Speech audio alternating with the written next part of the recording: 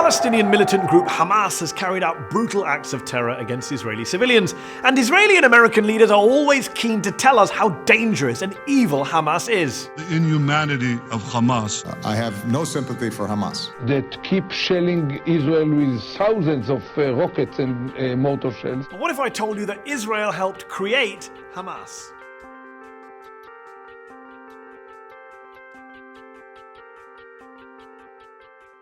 Officially, Hamas, which is the acronym for an Arabic phrase meaning Islamic resistance movement, was founded in 1987, at the start of the first Palestinian Intifada, or uprising, against the Israeli occupation. But its roots were planted much earlier. The Hamas founder Sheikh Ahmed Yassin was a half-blind, disabled Palestinian cleric and member of the Muslim Brotherhood.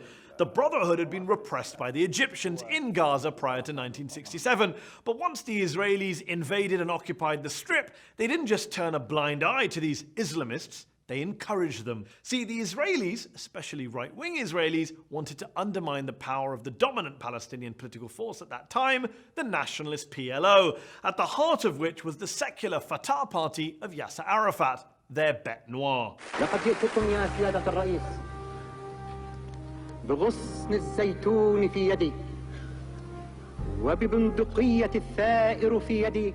By empowering Sheikh Yassin and the Muslim Brotherhood, Israeli leaders thought they could divide and rule the occupied Palestinians, play them off against each other, secular nationalists against religious Islamists. So in 1978, when Yassin wanted to officially register his Islamic Association, which was basically the precursor to Hamas, the Israelis were only too keen to help. Yassin built and grew a network of Islamist social institutions across Gaza, including schools and clubs and mosques, and Israel helped fund some of those projects. Most American politicians have no clue about any of this, although the former Republican Congressman Ron Paul once made this point on the floor of the House. Hamas was encouraged and really started by Israel because they wanted Hamas to counteract Yasser Arafat. Arafat himself told an Italian newspaper, quote, "Hamas is a creature of Israel." He even claimed that former Israeli Prime Minister Yitzhak Rabin admitted as much to him, calling it a fatal error.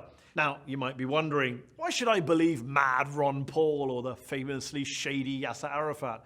Well, you don't have to. You can believe top Israeli and US officials who've basically owned up to all this. Brigadier Yitzhak Segev, for example, who was the Israeli military governor in Gaza, and later told a New York Times reporter that he helped finance the Islamic movement. "The Israeli government gave me a budget," he said, "and the military government gives to the mosques." Colonel David Hakam, who worked in Gaza in the late 1980s as an Arab affairs expert in the Israeli military, has admitted that the original sin was Israeli support for Yassin in the late 70s. But at the time, he has argued, nobody thought about the possible results.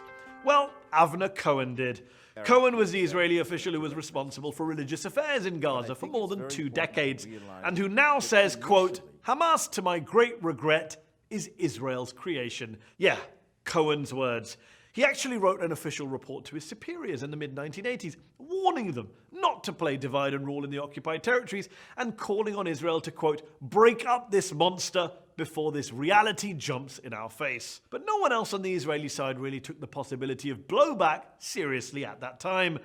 They never do they? Hamas has since killed far more Israeli civilians than any secular Palestinian militant group, and its leaders have been pretty viciously anti-Israeli and even anti-Semitic in their rhetoric.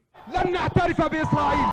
لا مكان لكم بيننا ولا مستقبل لكم بين الأمم إنكم إلى زوال. Sheikh Yassin would eventually be assassinated by an Israeli airstrike in Gaza. Sheikh Yassin and its organization, the Hamas, are responsible to the killings of more than 400 Israelis. So the question shouldn't be why now. I think it should be why not before. Why not before? Well, because before, Israel was actually nudging and winking at Yassin and co., building them up as a rival to Arafat's Fatah. The die was cast for blowback. Blowback, incidentally, that they decided to double down on. when they assassinated Yasin. You can hear the crowds chanting for Hamas, and any idea that this operation would actually suppress or diminish that organization seems to be ill-judged. The inconvenient truth is that Hamas is in part a creature of Israel's own making, an enemy that Israel spent more than 20 years helping to build up, and then spent the next 20 years, the past 20 years that is, trying to bomb, besiege, and blockade out of existence. The 3 Gaza wars fought by Israel against Hamas since 2008 killed around 2,000 Palestinian civilians and a dozen Israeli civilians. That's the real human cost of blowback. David Long, a former Middle East expert at the US State Department under Ronald Reagan, told journalist Robert Dreyfus, "I thought the Israelis were playing with fire. I didn't realize they'd end up creating a monster. But I don't think you ought to mess around with potential fanatics. It's a lesson both the Israelis and the Americans never seem to learn, though. And as usual, innocent people, in this case Palestinians and Israelis, continue to lose their lives as a result."